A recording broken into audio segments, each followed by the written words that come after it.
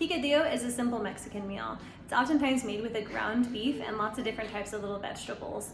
I've done mine here with some lentils, and I feel like it's a really good plant-based option.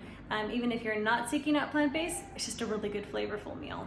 One onion that's chopped up, doesn't need to be super fine, it's just gonna go in a bunch of stuff, it'll be good. And then we need about 2 to 3 potatoes and 1 carrot finely diced.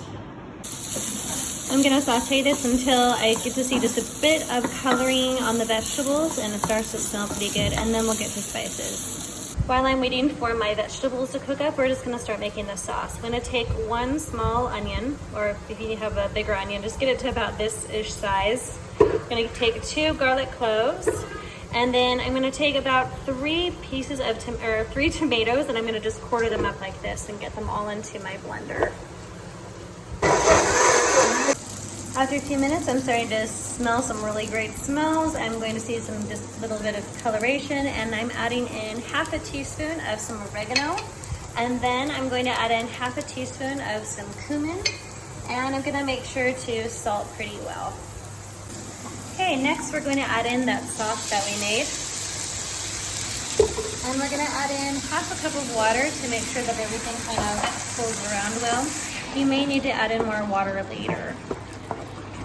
Stir this around, let it simmer. Because I'm using freeze-dried peas, I'm putting them in last here. But if you're using frozen, then you can stick them all in about the same time you do the potatoes and the carrots. Finally, I've added in 2 cups, maybe even like 2.5, 3 cups of some cooked brown lentils.